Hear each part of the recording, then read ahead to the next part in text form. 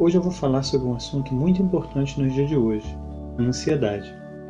Segundo a OMS, aproximadamente 9% da população brasileira sofre de algum tipo de transtorno de ansiedade, e os números no mundo também crescem a taxas assustadoras. Se você sofre com as consequências dessa verdadeira epidemia, já deve ter se perguntado: o que causa isso em mim? Quais são as causas da ansiedade? A primeira razão por que os adultos são ansiosos são acontecimentos traumáticos ou estressantes vividos na infância. Pode ser um abuso, uma perda significativa ou até situações de violência doméstica. Esses traumas ficam guardados lá no fundo e às vezes a pessoa pode nem lembrar deles, pois é um mecanismo de defesa da mente não lembrar.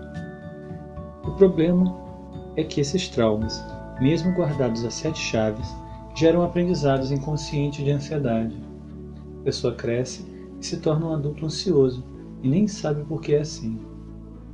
Outra forma que a mente aprende a ficar ansiosa se dá em razão de situações estressantes repetitivas ao longo de um período de tempo.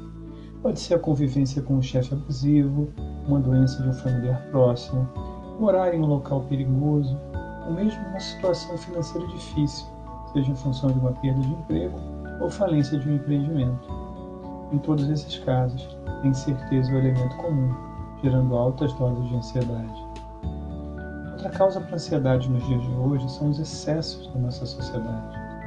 Talvez o excesso mais em evidência seja o de informações a que estamos submetidos. Escravos das diversas redes sociais, aplicativos de mensagens instantâneas, e-mails, as pessoas são inundadas por um volume de informações acima da sua capacidade de processamento. Outra situação cada vez mais comum é o excesso de opções de escolha que temos de realizar no dia a dia.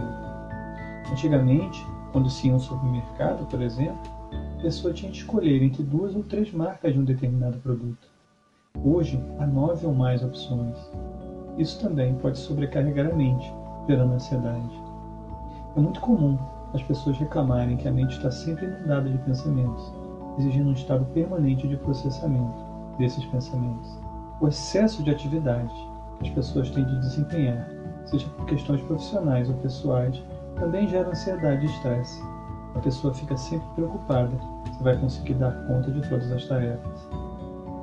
A questão dos pensamentos negativos está ligada às crenças que o indivíduo veio acumulando ao longo da vida. Tenho de ser perfeito é uma delas.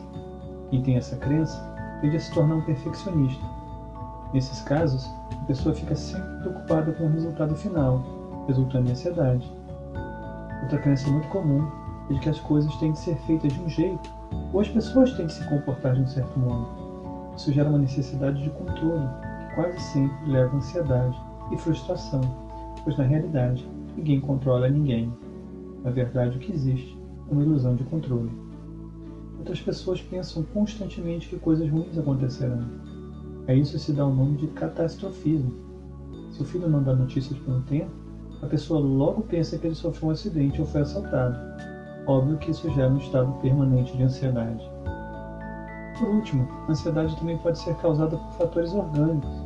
Determinadas substâncias como álcool, alguns tipos de medicamentos, drogas ilícitas ou mesmo a cafeína em excesso geram ansiedade. Também é preciso investigar causas orgânicas, como desequilíbrios hormonais.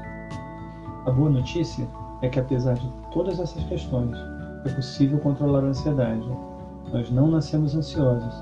Da mesma forma que aprendemos a ser ansiosos, podemos reprogramar a nossa mente, aprender a diminuir a ansiedade para níveis que permitam nos sentirmos bem. Mas isso é assunto de uma próxima conversa.